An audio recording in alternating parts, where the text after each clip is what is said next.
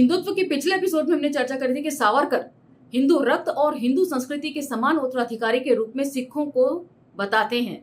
वे कहते हैं कि यदि हिंदुओं के कोई वंशज हैं तो वे सिर्फ सिख समुदाय के लोग ही हैं, और साथ ही वे इस चीज को साबित करने के लिए कई तरह की जुगाड़ बिठाने की कोशिश करते हैं। इन सब चीजों के ऊपर हमने पिछले एपिसोड में चर्चा करी थी, और साथ ही चर्चा करी थी कि किस तरीके से सरस्वती नदी, जिसे सिंधु की सहायक नदियों में से एक माना जाता था और फिर माना गया कि ये अचानक से सूख गई, उस नदी को किस तरीके से सावरकर ने कला और संस्कृति का देवता आगे जाकर मानने लगे, ऐसा लिखा है। यहां पर भी उन्हें कंफ्यूजन है कि सरस्वती देवी है या देवता है। उसके बाद वे कहते हैं कि संस्कृत से ही एक्चुअल में गुरुमुखी भाषा डेवलप हुई है। तो यहां तक हमने आधा जो टॉपिक था वो पढ़ लिया था, और आधा टॉपिक हम आज के एपिसोड में पढ़ेंगे और जानेंगे कुछ और फैक्ट। तो चलिए मेरे साथ। जय भीम, मैं शालिनी और आप देख रहे हैं अंबेडकरनामा। हम टॉपिक पढ़ रहे थे हमारे सिख बंधुओं का उदाहरण। इसे हमने आधा पिछले एपिसोड में कवर किया था और अब आधा मैं कर रही हूं, और एक पैराग्राफ पीछे से पढ़ रही हूं ताकि कॉन्टिन्यूटी बनी रहे। गुरु नानक तथा गुरु गोविंद, श्री बंदा तथा राम सिंह आदि इसी भूमि के पुत्र हैं, और इसी भूमि ने उनको पाल पोसकर बड़ा किया। हिंदुस्तान के सरोवरों के वे अमृत तथा मुक्ति के सरोवर यानी कि अमृतसर और मुक्तसर के रूप में आदर करते हैं। तो यहाँ पर पिछले एपिसोड में एक कमेंट था जिसमें किसी व्यक्ति ने लिखा है कि गुरु गोविंद सिंह जो है वे सिख धर्म के संस्थापक हैं। अब इतिहास के बारे में आपको इतनी बेसिक नॉलेज भी नहीं है तो फिर मैं इस बारे में क्या ही बोलूं। गुरु नानक साहेब सिख धर्म के संस्थापक गुरु हैं। गुरु गोविंद सिंह अंतिम और 10वें गुरु हैं। चलिए अब यहां से एपिसोड हम आगे लेते हैं। हिंदुस्तान की ये भूमि उनके गुरुओं की तथा गुरु भक्ति की भूमि है, अर्थात उनके गुरुद्वार तथा गुरु गृह यही हैं, जिन पर संदेह होने का कारण नहीं है। इस हिंदुस्तान में कोई हिंदू कहलाने योग्य होंगे तो वे हमारे लोगों के सिख बंधु ही हैं। वे ही सप्त सिंधु के सबसे प्राचीन तथा वही आद्य उपनिवेश स्थापित करने वाले लोग हैं, और सिंधुओं के अथवा हिंदुओं के प्रत्यक्ष वंशज हैं। आज के सिख कल के हिंदू हैं, कदाचित हिंदू भविष्य में सिख बन सकते हैं। तो यहाँ पर एक आर्टिकल है जिसका मैं लगातार जिक्र कर रही हूँ, पंजाब नोट्स, और आप में से काफी लोगों ने उसको सर्च किया है और कहा है कि अब ये आर्टिकल जो है वो देखने को नहीं मिल रहा नेट पर। मैं भी अपने लेवल पे इसको सर्च करूंगी, और यदि इसका लिंक मुझे मिलता है तो मैं उसको डिस्क्रिप्शन बॉक्स में प्रोवाइड करने की पूरी कोशिश करूंगी, ताकि आप लोग इस आर्टिकल को पढ़ सकें और ये जान सकें कि क्यों सावरकर जो हैं सिंधुओं को हिंदुओं का वंशज जबरदस्ती साबित करने पर उतारू हैं। क्यों सिख लोगों को ये हिंदू धर्म के अंदर मिलाना चाहते हैं, हिंदुत्व की अम्ब्रेला के नीचे लाना चाहते हैं। उस आर्टिकल को पढ़ने के बाद आपको पता चल जाएगा कि कितना जबरदस्त संघर्ष जो है सिखों ने हिंदुओं को दिया है, और सिंध के मुहाने से उन्हें गंगा नदी के मुहाने तक खदेड़ दिया है, और इनके जातिवादी विचारों को खारिज कर दिया है सिख लोगों ने। पंजाब नोट्स पढ़ने पर यह बात स्पष्ट तौर पर समझ में आ जाती है।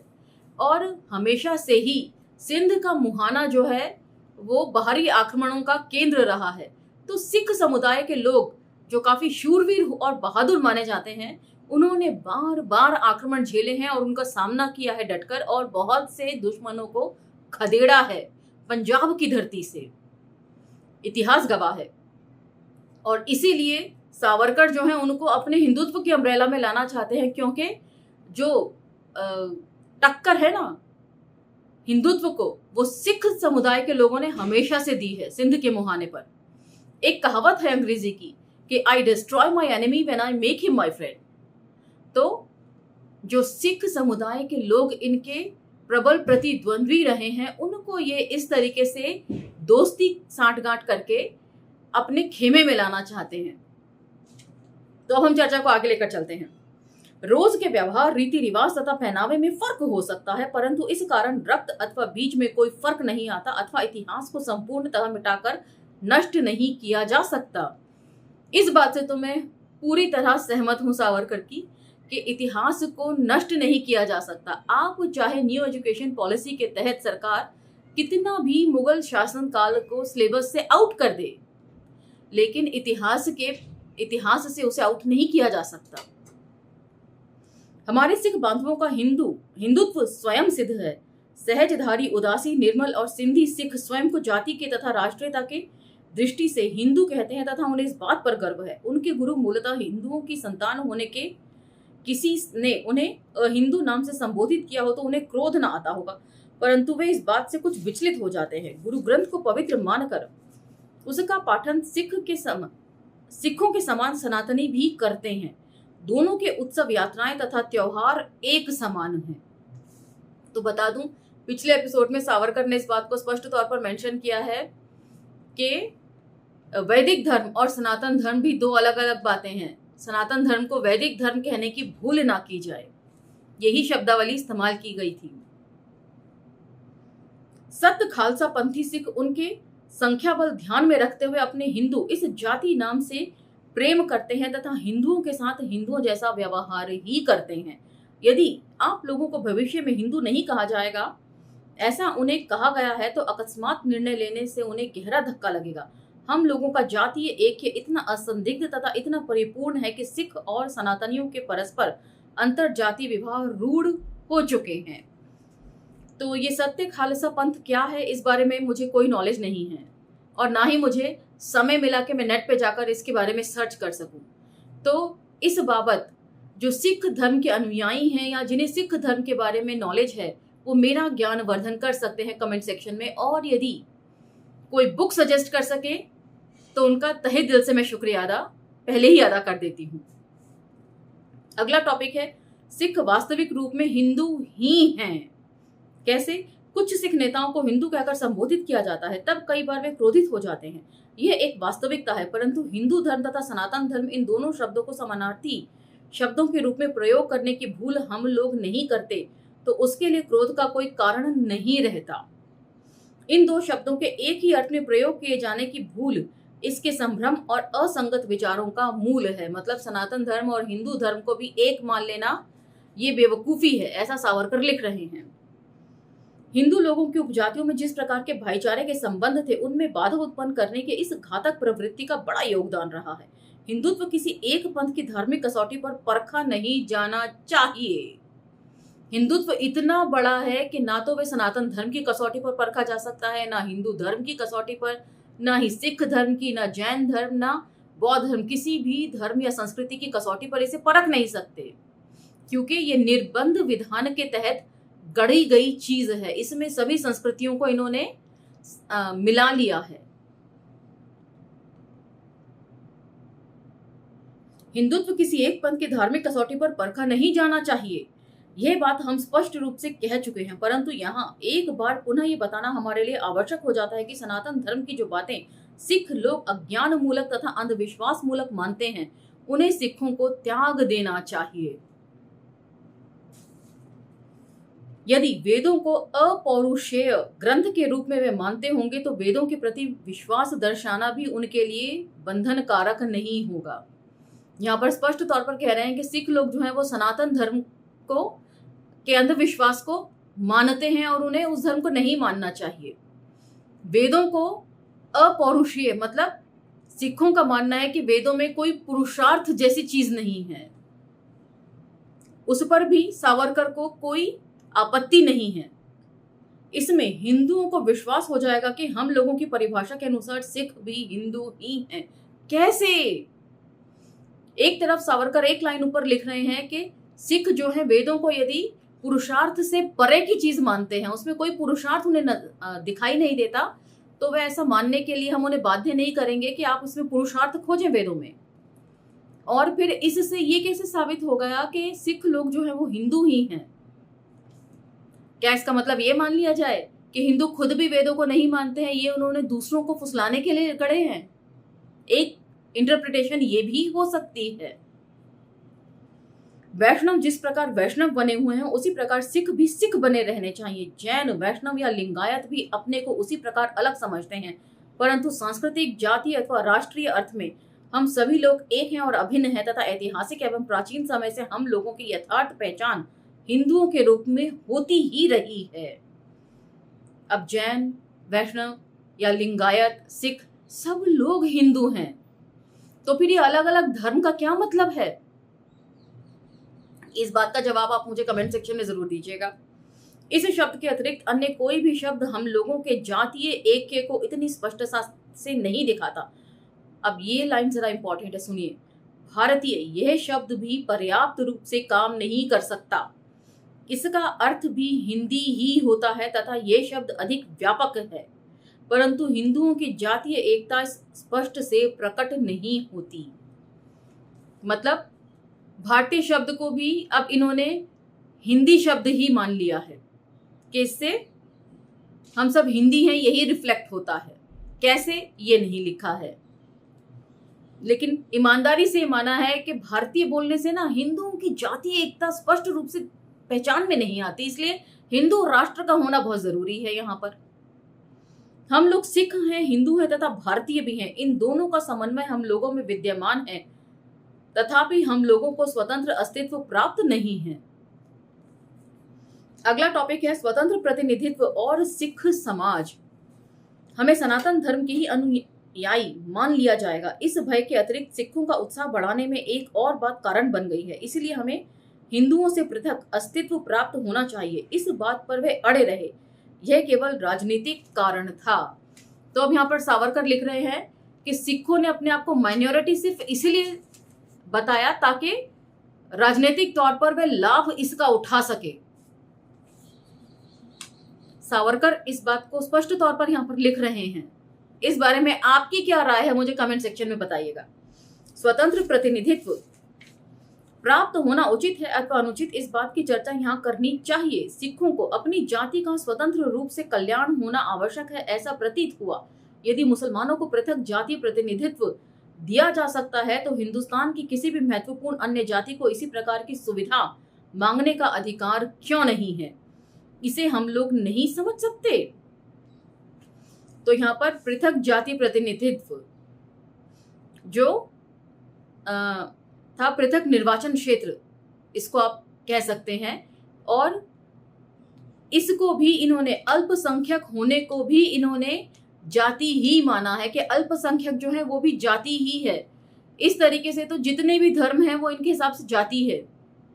हिंदू धर्म, मुसलमान जाति, सिख जाति, बौद्ध जाति। अब आप धर्म में नहीं हैं। जब ये हिंदू राष्ट्र बनेगा ना, तब आपके साथ ही लोग इसी तरह का व्यवहार करेंगे। तब आप धर्म में नहीं बंधे होंगे, तब आप जातियों में बंधे होंगे। जैसे कि मैंने अभी कहा, मुसलमान धर्म नहीं रह जाएगा, ईसाई भी धर्म नहीं रह जाएगा, ये सब जातियों में कन्वर्ट हो जाएंगे। आप ईसाई जाति के हैं, दुनिया आपको क्रिश्चियन रिलीजन का मानेगी या सिख रिलीजन का मानेगी या इस्लाम का मानेगी, लेकिन ये लोग मानेंगे कि आप मुस्लिम जाति के हैं, आप लोग सिख जाति के हैं, आप लोग ईसाई जाति के हैं, आप बौद्ध जाति के हैं, आप जैन जाति के हैं, आप लिंगायत जाति से हैं। जाति इनकी सोच में इस तरह समाई हुई है कि उससे बाहर कोई अस्तित्व सामाजिक तौर पर इनको नहीं पता। दुनिया जिसे धर्म कहती है उसे जाति कहते हैं। हम लोगों को ये प्रतीत होता है कि इस प्रकार स्वतंत्र प्रतिनिधित्व की मांग करना तथा हिंदुओं से वे सर्वस्व व्यापी भिन्न है, इस आत्मघातक स्वरूप की तथा अल्प समय तक टिकने वाली भूमिका लेकर इस मांग को उठाना उचित नहीं था। मतलब स्पष्ट तौर पर कह रहे हैं कि मुसलमानों की तरह सिख लोग भी अपने आप को माइनॉरिटी समझने लगे हैं, जो कि गलत है, जबकि वो हिंदू हैं और उन्हें इस तरीके से राजनीतिक फायदे के लिए अपने आप को हिंदुओं से अलग करके माइनॉरिटी के रूप में नहीं जाना चाहिए था। तो अब आप समझ लीजिए, हिंदू राष्ट्र बना तो सिखों के साथ भी क्या होगा। सावधान रहना सिर्फ अस्पृश्यों को या दूसरे SC ST OBC को ही नहीं है, सिख और मुसलमानों को भी है, जैन और बौद्धों को भी है, ईसाइयों को भी अब सावधान रहने की जरूरत है।